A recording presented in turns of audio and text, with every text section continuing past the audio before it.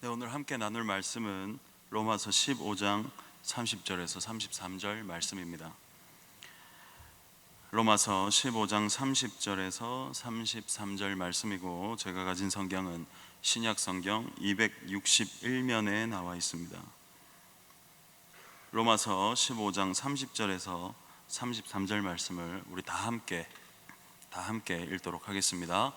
형제들아, 내가 우리 주 예수 그리스도와 성령의 사랑함으로 말미암아 너희를 권하노니, 너희 기도에 나와 힘을 같이하여 나를 위하여 하나님께 빌어 나로 유대에서 순종하지 아니하는 자들로부터 건짐을 받게 하고, 또 예루살렘에 대하여 내가 섬기는 일을 성도들이 받을 만하게 하고, 나로 하나님의 뜻을 따라 기쁨으로 너희에게 나아가 너희와 함께 편히 쉬게 하라. 평강의 하나님께서 너희 모든 사람과 함께 계실지어다. 아멘. 오늘은 너희 기도에 나와 힘을 같이하여, 너희 기도에 나와 힘을 같이하여 라는 제목으로 함께 말씀을 나누도록 하겠습니다. 말씀을 나누기에 앞서 광고 드릴 것이 있는데, 이번 주일부터 정상적으로 교회에서 식사를 제공합니다. 식사를 제공하니까 이번 주일에 모든 성도님들이 함께 나와서 예배 드리고 식사하고 갈 수 있도록 우리 구역장님 뿐만이 아니라 여기 계신 모든 분들께서 함께 우리 세계로 가족들에게 전달해 주시기를 바랍니다. 네, 오늘은 사도 바울이 로마서에서 기록한 이 기도 제목, 그리고 무엇을 위해서 이렇게 기도 제목을 나누었는가에 대해서 우리가 함께 나누기를 원합니다.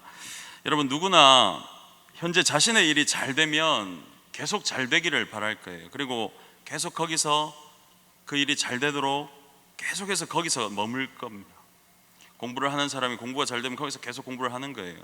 사업이 잘 된 사람이 그 집에서, 그 장소에서 사업이 잘 되면 계속 잘 되기를 바라고 그곳에 머무르려고 할 것입니다. 하지만 여러분, 잘 생각해 보십시오. 우리가 살아왔던 이 역사는 그렇게 머물렀던 사람들로 인해서 이루어진 건 아닙니다. 물론 그렇게 일이 잘 되고 하면 좋죠. 하지만 항상 새로운 것에 대해서 도전하고, 또 꿈을 품고 꿈을 가지고 그 역경과 고난을 헤쳐나가는 사람들을 통해서 역사가 이루어진 줄 믿습니다. 여러분들, 사도 바울, 오늘 본문에서 고백하는 사도 바울도 그랬습니다. 여러분, 사도 바울도 사역이 너무 잘 됐어요. 오늘 이 본문에 나는 이제 예루살렘에 가길 원한다, 로마에 가기 전에 예루살렘에 가서 내가 전해줄 것이 있다, 이렇게 말하고 있죠. 예루살렘에 가기 전에 에베소에 있었습니다. 근데 에베소에서, 다른 곳에서는 뭐 수일도 있고 수개월도 있었는데 에베소에서는 2년 동안 있었어요, 사도 바울이. 그만큼 사역할 것이 많았고 잘 되었습니다. 우리 사도행전 19장 10절 말씀을 한번 보면 이렇게 나옵니다. 2해 동안 이같이 하니 아시아에서 사는 자는 유대인이나 헬라인이나 다 주의 말씀을 듣더라. 다 주의 말씀을 들었대요. 사도 바울이 에베소에 사역했는데 다 주의 말씀을 들었답니다. 그만큼 사역이 잘 됐어요. 사역이 잘 되면 거기서 계속 있기를 원하는 게 사역자의 마음이죠. 그런데 오늘 사도 바울은 로마서에서 로마 교인들에게, 얼굴 한번 보지 않는, 잘 모르는 로마 교인들에게 이렇게 기도의 제목을 전하고 있습니다. 내가 너희들한테 가기를 몇 번을 시도했는데 그게 길이 막혔다. 그런데 내가 너희에게 가기 전에 예루살렘에 들렸다 가야 될 일이 있다. 나를 위해 기도해 달라. 왜 굳이 사도 바울은 예루살렘에 가려고 했을까요? 여러분, 현재 이 로마서가 쓰여지는 곳은 고린도입니다. 이 예루살렘에 가고자 했던 이유는 마게도냐와 아가야에서 이방인들의 헌금을 모아서 예루살렘에 있는 가난한 신자들에게 도와주기 위해서 가는 것이죠. 그리고 그 이후에 예루살렘에서 로마로 가는 것이 사도 바울의 바람이었고, 로마에서 있다가 이제 로마 교회의 지원을 받아서 그 당시 땅의 끝이라고 여김을 받았던 서바나, 오늘날의 스페인으로 가는 것이 최종적인 바울의 목적이었습니다.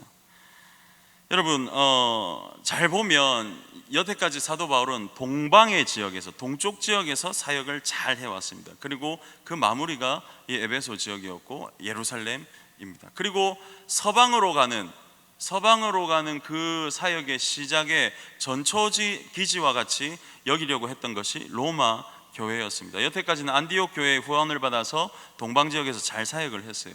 그리고 서방 지역으로 나아가기 위해서, 스페인까지 가기 위해서 로마 지역에 있는 교회들이 도와줘야 되는데, 그래서 기도 제목을 전하고 내가 너희들에게 있다가 너희의 도움을 받아서 가기를 원한다 라고 말한 것입니다. 여러분, 이 얼마나 대단한 일입니까? 사실은 여러분, 우리가 그냥 예루살렘에서 로마, 로마에서 스페인, 뭐 고린도에서 예루살렘 뭐 이렇게 하니까 그냥 가는 줄 아는데, 여러분 뭐 오늘도 지금 다 마스크 쓰고 있듯이 코로나 때문에 뭐 비행기 타고라도 지금 스페인 뭐 못 가잖아요. 갈 생각도 없고.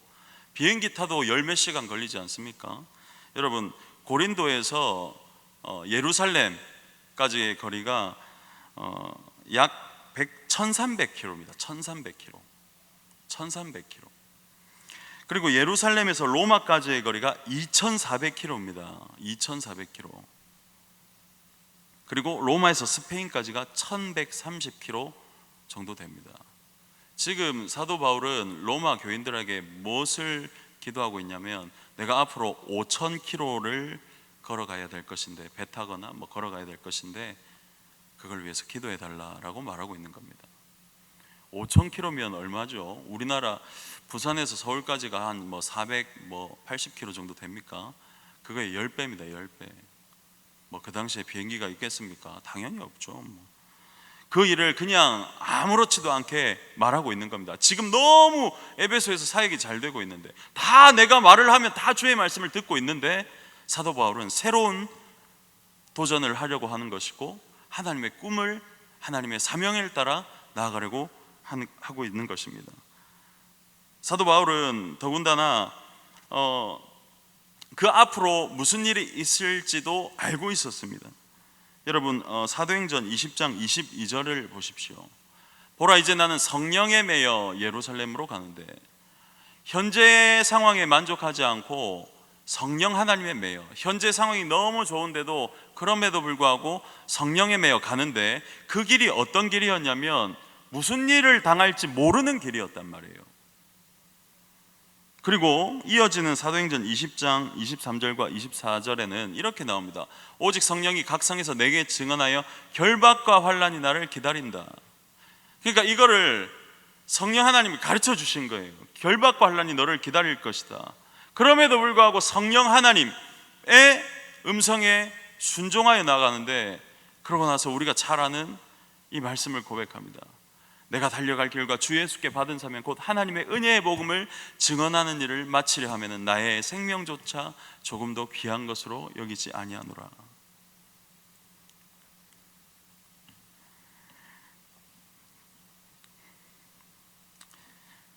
옛날에 신학대학원 입학할 때, 전도사가 되기도 전에 신학대학원을 시험 칠 때, 신학대학원 시험을 칠 수 있도록 허락해 주십시오라는 그 목사님들이 노회에서 모이는 게 있어요. 그래서 갔었습니다. 갑자기 질문을 하더라고요.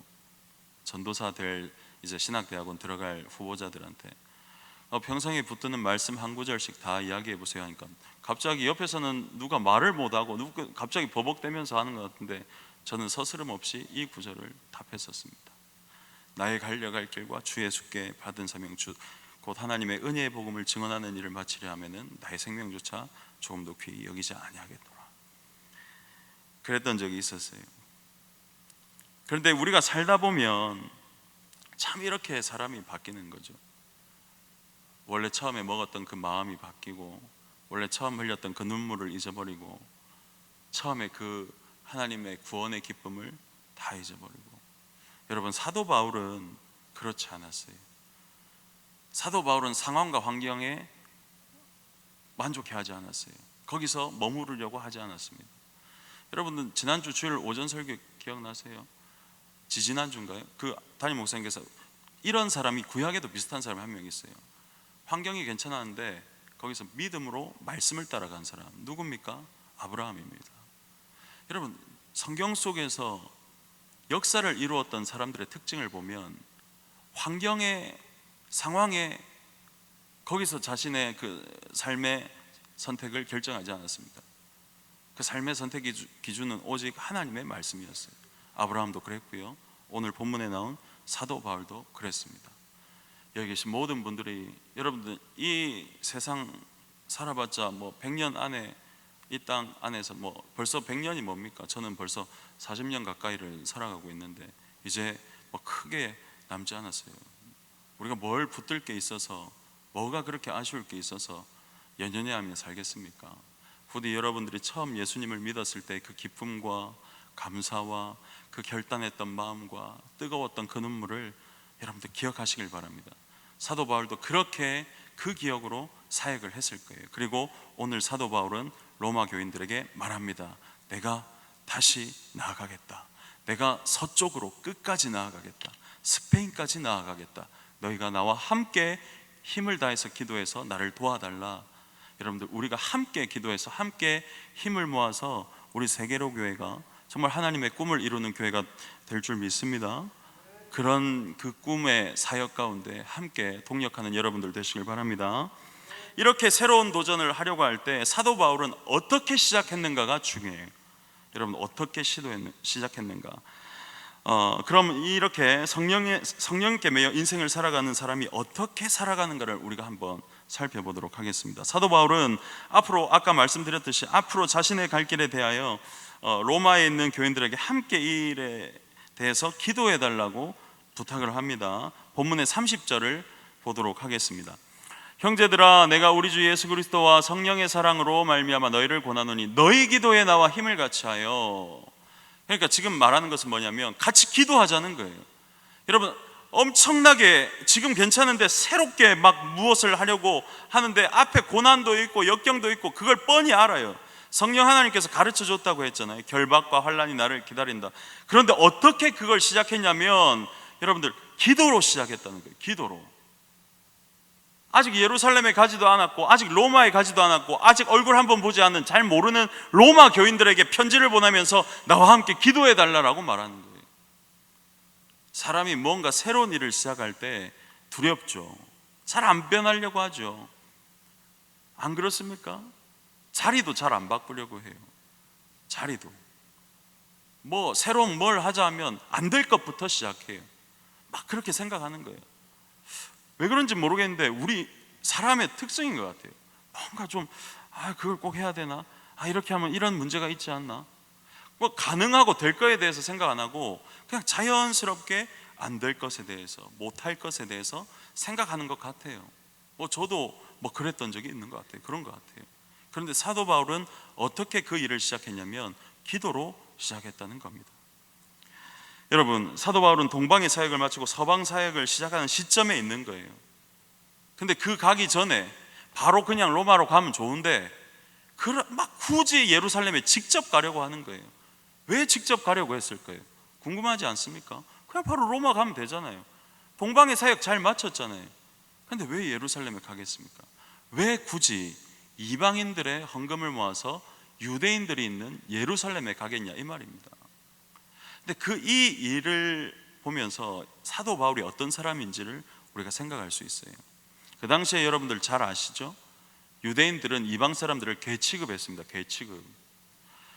제가 그때 여러분들 하나님 감사하게 교회와 또 우리 당회 배려로 제가 그때 목사 안수 받기 전에 예루살렘에 다녀왔습니다. 거기 갔는데 제가 뭘 물어보려고 하는데 제가 이방 사람이니까 정통 유대인들이 나를 본 척을 안 해요. 저는 실수인 줄 알았어요. 그래서 가이드분한테 물어보니까 대신 내가 말을 잘못해서 그런갑다, 좀 통역 좀 해달라 하니까 가이드 하시는 권사님이셨던 것 같은데 이렇게 한 거예요.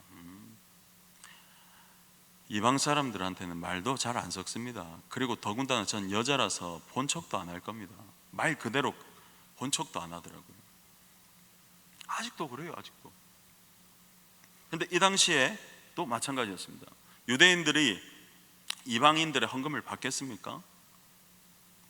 근데 사도 바울이 굳이 직접 간 이유는, 그래서 오늘 기도 제목 중에 내가 준비한 이 섬김을 그들이 받아들이게 해달라, 기꺼이 받아들이게 해달라, 이걸 받아들이게 해달라, 이렇게 기도 제목을 내는 이유는 사도 바울이 이방인들의 교회와 유대인들의 교회를 연합시키려고 하는 그 마음이 있었기 때문입니다.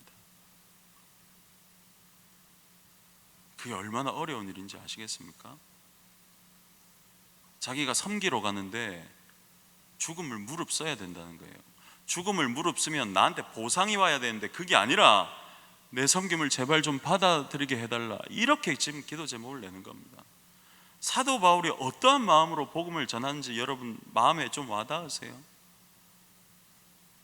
기껏 다 모으고 다 노력해서 하는 말이 뭐냐면 이 섬김을 좀 받아들이게 해달라. 지금 가난한 자들, 유대인들 도와주러 가는데 우리의 섬김을 받아들이게 해달라. 이게 사도 바울의 마음이었던 겁니다. 얼마나 겸손합니까? 얼마나 교회를 사랑합니까? 이방 교회와 유대 교회를 연합시켜주기 위해서 목숨 걸고 예루살렘으로 들어가는 그 사도 바울의 마음을 여러분들이 공감하셨으면 좋겠습니다. 여러분, 이렇게 기도 제목을 내는 사도 바울의 모습을 보면서 우리는 두 가지를 깊이 생각해 봐야 됩니다. 첫 번째는 우리는 오늘을 살아가면서 이렇게 사도 바울과 같이 복음을 위한 결단을 하고 있는가? 내가 성도인데, 세계로교회 성도인데 나는 복음을 위한 결단은 하고 있는가? 내가 공부는 열심히 해야지, 내가 돈은 열심히 벌어야지, 내 일은 열심히 해야지, 내가 아침에 일찍은 일어나야지, 내가 살은 빼야지, 다이어트 해야지, 나는 이때까지 내가 이걸 해내야 됩니다, 이런 결단을 하는데 여러분 복음을 위한 결단을 하고 있는가 한번 생각해 보셔야 되고요. 두 번째는 우리는 사도 바울과 같이 이 복음을 위한 결단을 위해서 기도하고 있는가 한번 생각해 봐야 됩니다. 방금 말씀드렸다시피 결단 많이 하죠. 마음먹은 거 많이 합니다. 하고 싶은 것도 많고요. 그런데 정말 여러분들의 그 결단과 바람 속에 복음은 있는가? 영혼 구원이라는 그 하나님의 인간을 창조하셔서 주신 그 사명, 누구에게나 다 해당하는 그 사명, 복음을 전하기 위한 결단은 있는가 생각해 보셔야 됩니다. 그리고 만약에 그것을 결단했다 하더라도 그것을 삶에서 옮기고 있는가? 그걸 삶에서 옮기기 위해서 나는 복음을 전하기 위해 기도는 하고 있는가? 내 직장, 내 취업, 내 결혼, 내 배우자 될 사람, 내 아내가 될 사람,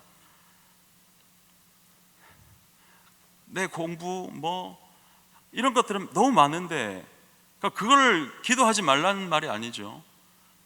내가 이 복음을 전하기 위한 기도는 하고 있는가? 하나님, 내가 전도를 해야 되는데, 내가 공부를 하면서도 전도를 해야 되는데, 내가 결혼을 해도 전도는 해야 되는데, 내가 사업을 해도 전도는 해야 되는데, 내가 다이어트는 해도 내가 전도는 해야 되는데,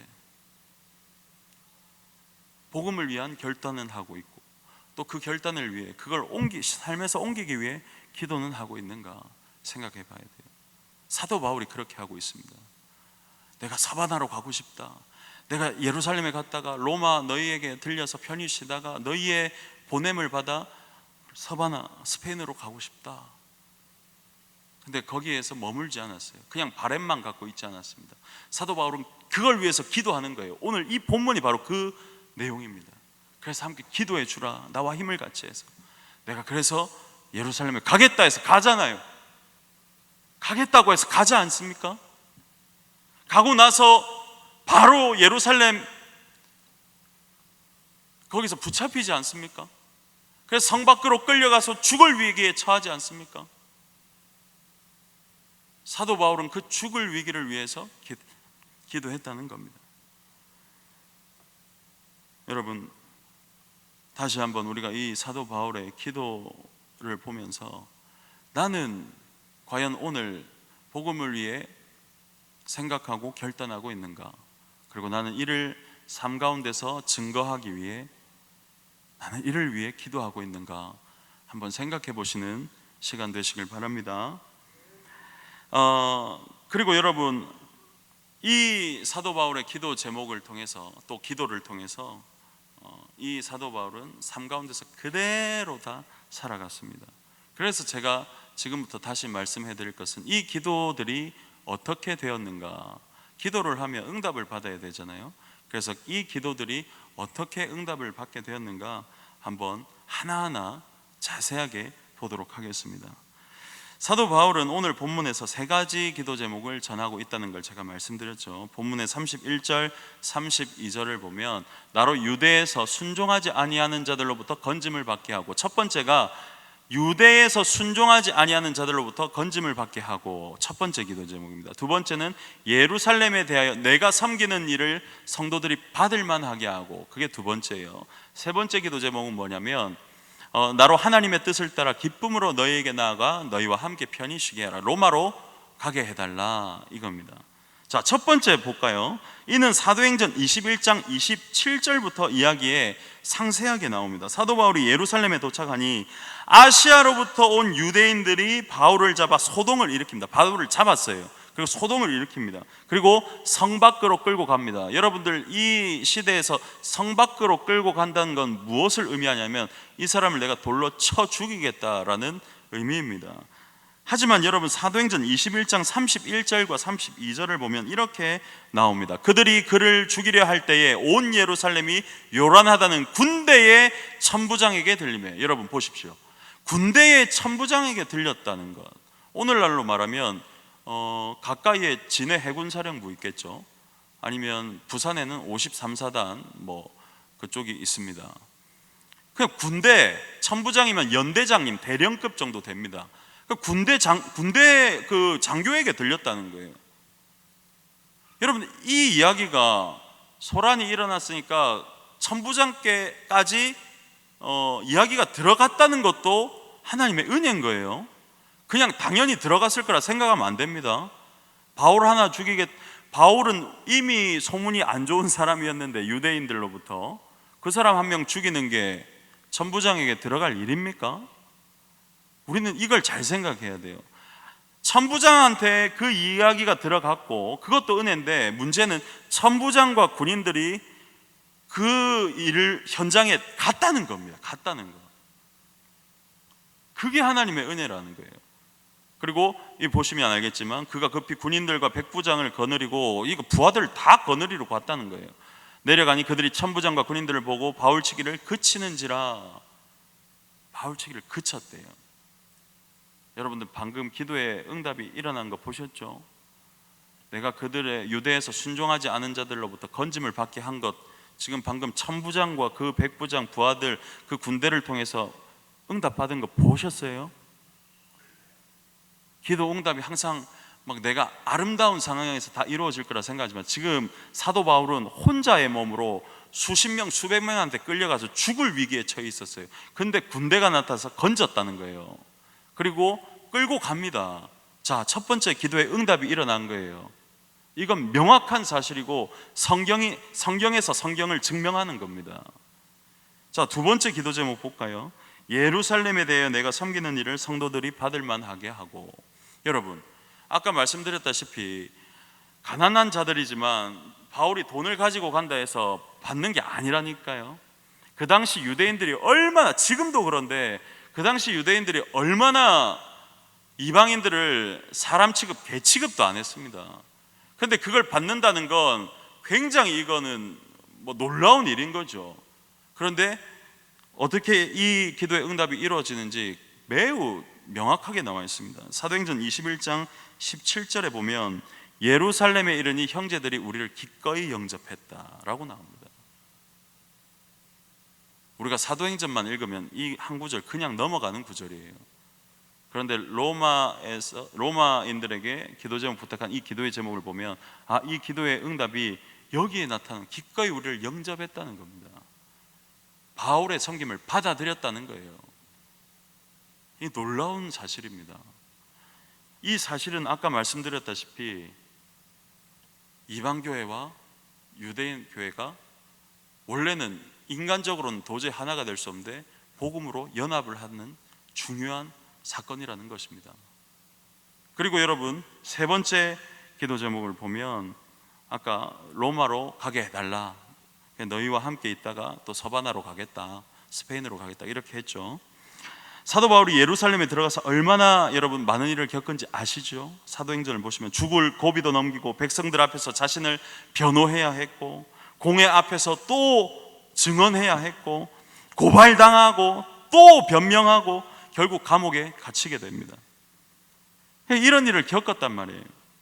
여러분 같으면 여러분 예루살렘에 들어가서 그렇게 죽을 위기 넘기고 하면 로마에 가고 싶겠습니까? 내가 마음먹어서 예루살렘까지는 왔는데 여러분 로마 가고 싶겠어요? 여러분, 우리가 삶을 돌아보면 우리의 삶 가운데도 내가 진짜 한번 열심히 해봐야지 해가지고 열심히 기도하고 했는데 일이 잘 안 돼. 일이 잘 안 돼요. 내가 생각하는 상황하고 달라요. 내가 결국에는 변명해야 되고 내가 결국엔 감옥에 갇혔습니다. 그럼 여러분들 처음 마음 먹은 거를 해낼 수 있겠습니까? 끝까지 믿음을 가지고 해낼 수 있겠어요? 근데 사도 바울은 감옥에 갇혔단 말이죠. 로마에 가야 되는데, 근데 여기서 우리는 놀라운 사실을 발견할 수 있습니다. 사도행전에 여러분 보면 27장입니다. 27장. 여러분 여긴 성경은 아니에요. 27장 한번 펴보십시오. 사도행전 27장. 거기에서 제목을 한번 보세요. 제목. 사도행전 27장의 성경책 제목을 한번 보십시오. 여러분 뭐라고 나와 있습니까?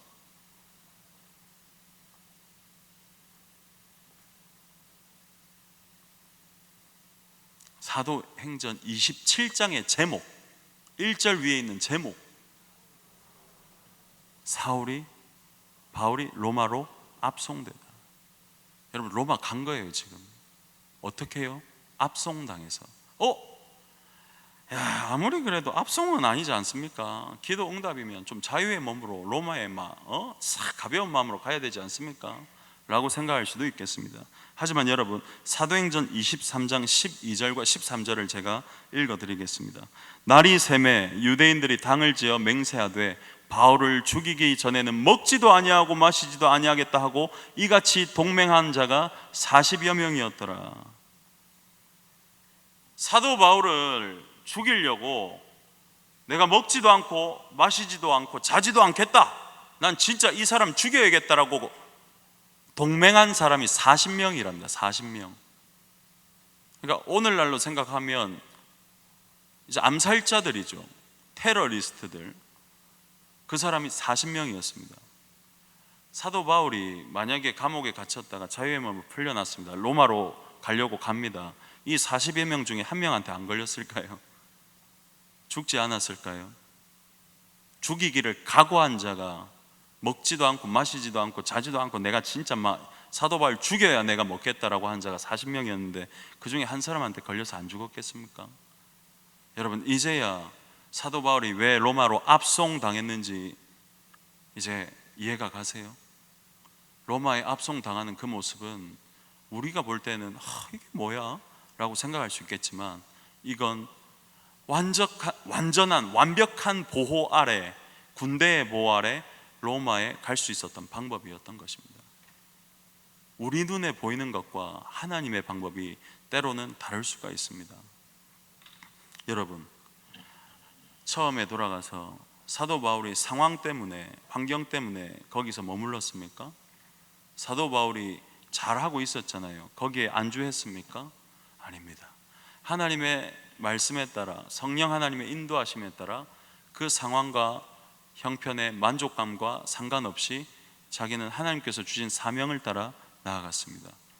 그 사명 가운데 뻔히 여러분 나에게 결박과 환란이 있을 줄도 알았습니다. 사도행전 보신 분들은 알겠지만 가지 말라고 띠를 띠고 가지 말라고 한 사람이 사람들이 있었습니다. 선지자가, 그것도 안 믿는 사람들이 아니라 믿고 있는 내 옆에 있는 사람들이 나한테 가지 말라고 했는데 뭐라고 말합니까? 결박당할 뿐만이 아니라 난 생명조차 생명을 걸고 가겠다, 죽기까지 각오하고 가겠다, 이런 각오가 있었고 이런 고난을 헤치고 넘어가서 로마까지 간 다음에 여러분 아시다시피 우리가 지난 주일에도 들었듯이 로마의 역사가 바뀝니다. 그 사람을 통해 역사가 바뀌는 거예요.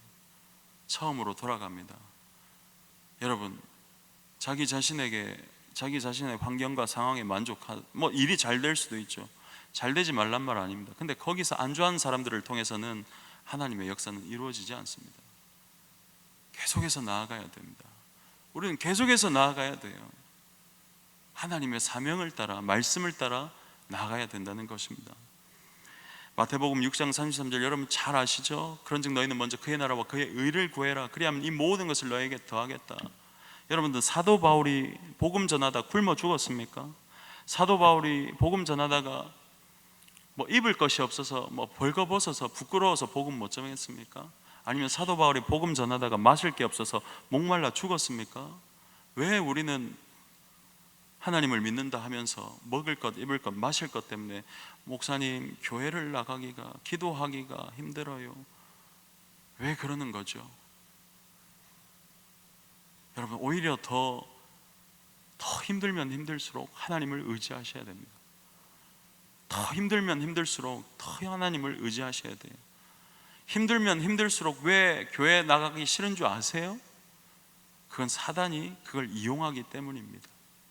문제가 잘 풀리지 않고 오히려 더 시간이 없어지고 더 바빠지면 질수록 더 하나님을 의지하고 기도의 자리에 있어야 됩니다. 너무 바빠서 기도합니다 라는 책 제목 아세요?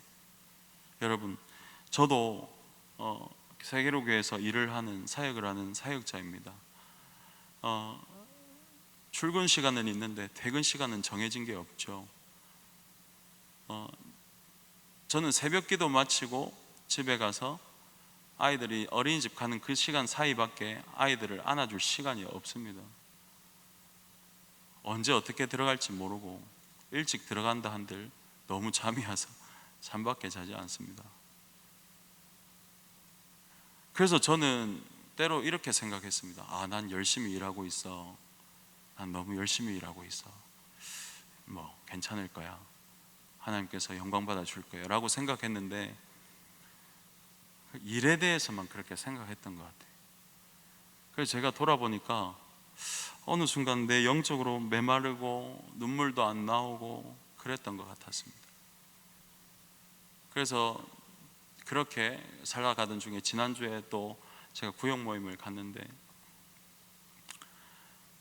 오늘 다시 담화문이, 총리 담화문이 발표됐지만 소모임을 해제하겠다. 저거들이 뭔데 2주 만에 교회에 무슨 그런 큰 혁신적인 일이 일어났다고, 잘하고 있다고 해제하고, 참 2주 만에 무슨 큰 혁신적인 일이 일어났나 봐요. 2주 만에 해지를 하고, 참 원래 그렇게 해왔는데. 근데 그 담화문이 발표되고 나서 아마 혼란스러웠던 분들이 있을 거예요.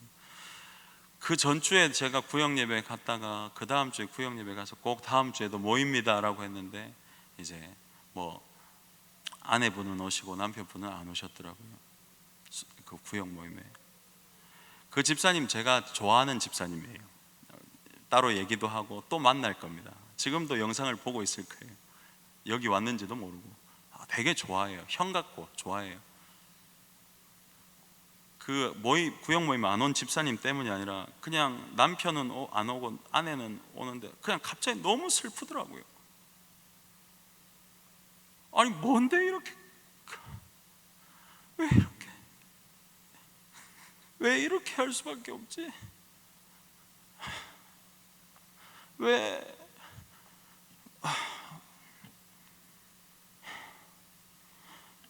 이럴 수밖에 없지? 왜 남편은 안 오고 아내는 오고 왜 이럴 수밖에 없지? 300만 원 내가 대신 내줄까? 너무 마음이 아팠습니다. 그래서 제가 그 다음 날부터 금식을 시작했습니다. 제가 할 수 있는 일이 아무것도 없었어요. 제가 할 수 있는 말이 아무것도 없었습니다. 그냥 교회가 이렇다는 게 너무 마음이 아팠어요. 여러분, 나라를 위해서 기도해야죠. 정부의 지침 잘 따라야죠. 근데 하나님의 복음보다 나라의 지침이 우선입니까? 우리나라는 과연 제대로 가고 있는 걸까요? 어떤 목사님들은 나라의 지침에 잘 따라요. 지금 나라 잘하고 있습니다. 우리 가까운 교회도 그렇다고 하는데, 그렇게 나라의 지침을 잘 따를 것 같으면 선교는 왜 하고 전도는 왜 합니까?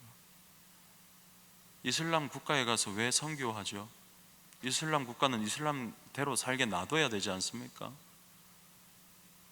전도 왜 하죠? 우리나라는 기독교 국가 아닌데 왜 전도합니까? 왜 남의 나라 가서 남의 나라 정치를 말아먹습니까? 선교사님들은 그거 다 불법 아닙니까? 이 나라가 지금 잘 돌아가고 있고 정부가 다 옳습니다라고 하는 사람들은 그 전도와 선교에 대해서 한번 말씀 한번 해보십시오라고 제가 묻고 싶었습니다. 그거 다 불법 아닙니까? 내로남불이에요? 우리는 괜찮고 남의 나라 가서 복음 전하면 되는 거예요? 우리는 복음 목전하게 다 막아놓고 우리는 거기에 따라야 됩니다라고 말하는 사람들은 도대체 어떤 논리인지 난 이해를 할 수가 없습니다. 그 마음 때문에 제가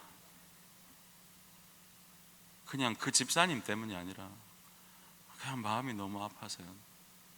이렇게 금식을 시작하고 오늘 수일이 지났습니다. 살이 좀 빠진 것 같아요. 이 봐요. 맨날 이거 열고 올라왔는데. 그리고 제가 오늘 6일째인데